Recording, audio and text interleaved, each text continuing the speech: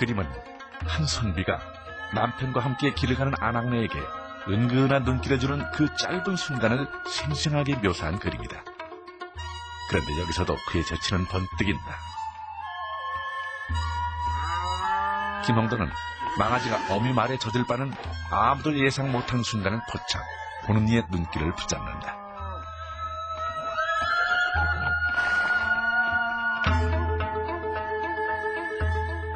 길쌈하는 며느리를 못마땅하게 바라보는 심술 가득한 시어머니의 찌푸린 얼굴. 이 한 장면으로 우리는 당대의 고부 갈등까지 엿볼 수 있다. 벼타작에서는 웃음을 지으며 열심히 일하는 일꾼들과 이미 술에 취해 누워있는 마름의 모습을 통해 불공평한 신분관계를 풍자하기도 했다.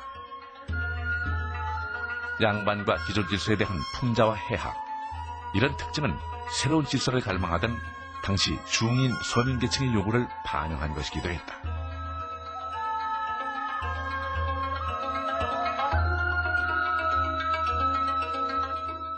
이렇듯 김홍도의 30대는 일상의 삶들을 생생하게 화폭에 담은 풍속화의 시대였다. 그런데 거짓말 같은 일이 벌어졌다. 김홍도의 40대, 풍속화가 사라지기 시작했다. 단원 풍속화첩 속에 그 현장감 넘치던 풍속화들이 그의 작품 세계에서 사라지고 만 것이다. 도대체 무슨 일이 있었던 것일까? 김홍도, 그에게 큰 변화가 생겼다. 47세 되던 해인 1791년, 김홍도가 마침내 한 거울의 사또가 된 것이다. 지금의 역장에 해당하는 찰방 벼슬을 지낸 이후 정조 어진을 그린 포상으로 새롭게 받은 벼슬이 충청도 연풍거울의 현감이었다. 관직에 오르면서 김홍도는 이제 더 이상 스스로 중인이 아니고자 했다.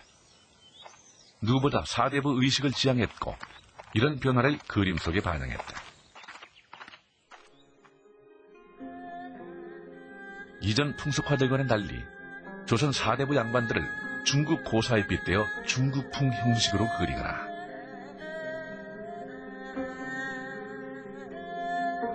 매화나무 위에서 한가로이 논이는 까치들의 모습을 그리는 등 그의 화풍이 문인 화풍으로 변화한 것이다.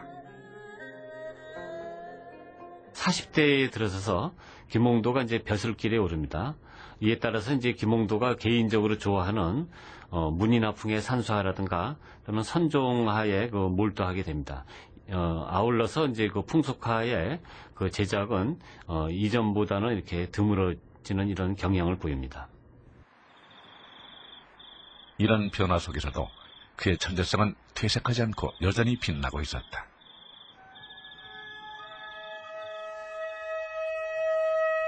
그가 이 시기 그린 소림 명월도.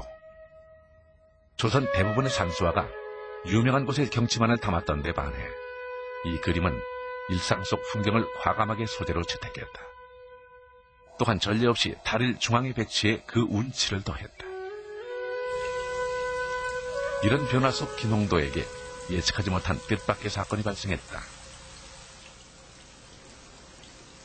1795년 김홍도에게 현감 파직이라는 일생일대의 사건이 벌어지고 만 것이다. 청사는 돌보지 않고 백성들의 중매에만 힘쓴다는 충청위유사 홍대협의 상소에 의해 결국 파직을 당하고 의금부로 압송까지 된다. 다행히 정조의 도움으로 처벌만은 면하지만 이후 김홍도의 화풍은 다시 변화를 겪는다.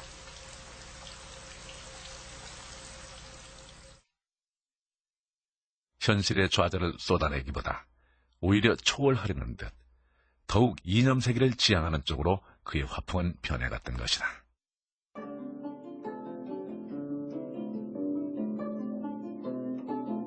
이런 그의 마음을 잘 드러낸 그림이 바로 이 삼공불환도. 삼공, 즉 영의정, 좌의정, 우의정 등의 높은 벼슬과도 바꿀 수 없을 만큼 전원생활이 좋다는 뜻의 제목을 가진 이 그림을 통해 그의 의식 변화를 느낄 수 있다. 또한 술에 취한 신선의 모습을 읊은 당나라 시를 화폭 속에 운치 있게 그려낸 지장 김하도.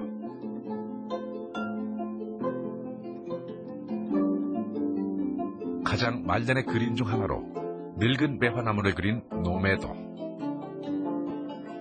모두 김홍도의 화풍 변화를 잘 보여주는 작품들이다. 이처럼 김홍도는 후대로 갈수록 현실의 세계가 아닌 이상세계를 추구했던 것이다. 이렇게 풍속화에서 문인화에 이르기까지 전 분야에 걸쳐 탁월한 화풍을 드러냈던 김홍도.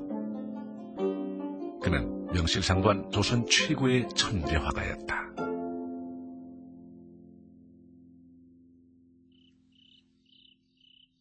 1800년 개혁군주 정조의 느닷없는 죽음 이후 조선에 또 한 번의 암흑기가 찾아왔다. 최대의 후원자를 잃은 김홍도의 삶에도 짙은 그림자가 드리워졌다. 잦은 병치레는 물론 경제적 곤궁까지 겹쳐 끼니를 걱정하는 처지에까지 내몰리고 말았다.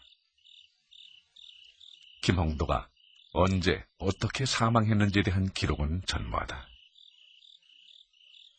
결국 풍속화로 잠든 조선을 깨웠던 천재화가 김홍도는 이렇게 최후의 기록조차 남기지 못한 채 사라지고 말았다.